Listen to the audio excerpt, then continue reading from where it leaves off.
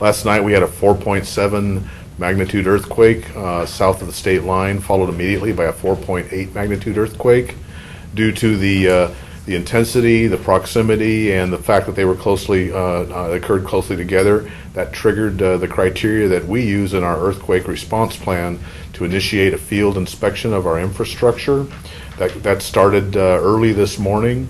Preliminary results as of 9 o'clock show that there's no serious damage of any significance. There are, however, some cracks in some buildings, some problems with some slabs in some of our smaller facilities. We did have 3 water main breaks all this morning, although that isn't unheard of. The fact that it occurred right after the earthquakes cause us to wonder if they're in some way associated with the earthquake. When we repair those breaks, we'll look at what we think caused them, and then look at other areas with similar pipe materials to see if we need to identify any other leaks. The process that we're using right now looks at all infrastructure groups, including bridges, the treatment plant facilities, pipelines, building facilities, and we've got a preliminary effort that should be done after at about the end of this morning, and then probably by the end of the day or into early tomorrow, we'll actually be done with our survey. We will then look at what the results are and report those to the manager. Like I say, preliminary indications are that we haven't experienced any significant damage. There has been some damage, and like I say, that was water main breaks, some minor building damage. Where were those water main breaks? I don't have the locations. One of them were reported this morning as one of them, and I think the other ones were somewhere close by, but I can get that information for you.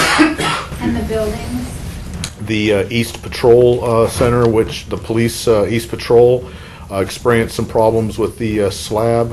One of the buildings at one of our treatment plant facilities had some cracks in its wall, and that's just kind of the preliminary. One of our pump station buildings had some cracks in its wall. Nothing that looks like, at this point anyway, that we think would cause a problem with the occupation, the building continuing to be occupied and used. When you say slab, what are you talking about? I'm sorry, the concrete floor of the building. Obviously, with the earthquake, how do you cover the damage? Does it just come directly out of city funds, insurance?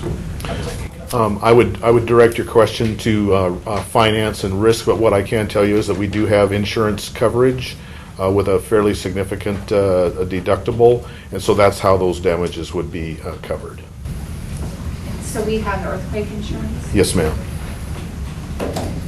And Alan, going back to the beginning,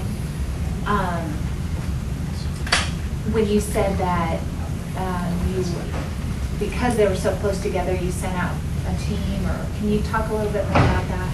Yeah, we experience these relatively small magnitude earthquakes more frequently, it seems like, lately.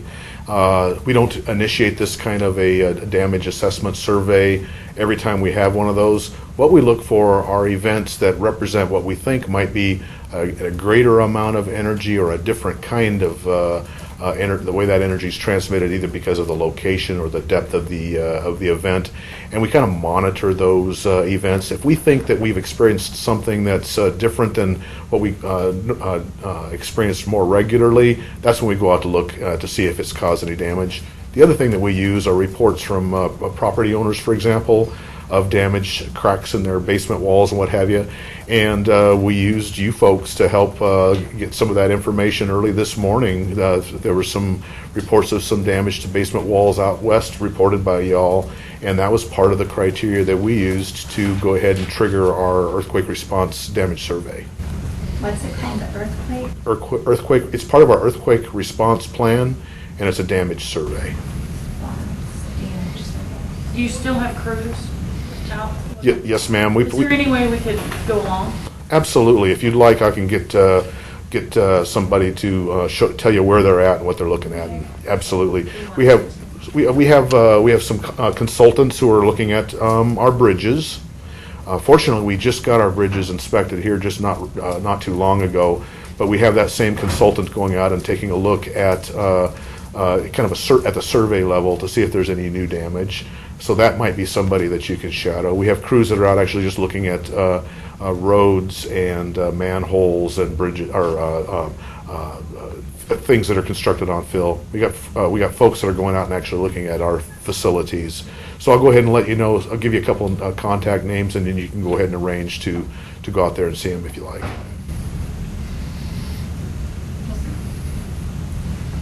How do they repair the water main breaks? Is it just like a patch and weld, or how does that work?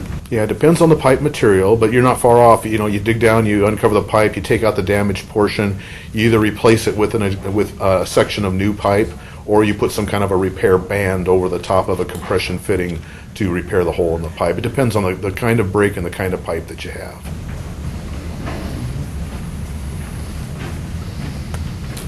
Alan, I was not in here when you started. Obviously, is there some water main breaks? Yeah, there were 3 of them this morning. They were all within close time frame and close to the events, the earthquake events. I don't know if that means that they were caused by the earthquake, but we're getting curious about that. So as we repair them, we're looking to see if we can't learn something from the nature of the failure, but when we're repairing them, to see if we think that it might have been from the earthquake. And if that's the case, then we will look for similar age and material pipelines elsewhere in the city, and look for example, seeps, to see if we've got any new leaks in our system. So the damage that you guys have is all on the west side? I don't know that. I don't know that. There, as far as the structural of the slab floor structure, that's on the east side. I know you have reported some residences with basement cracks on the west side. So I'm not really clear yet if it's localized in any particular area.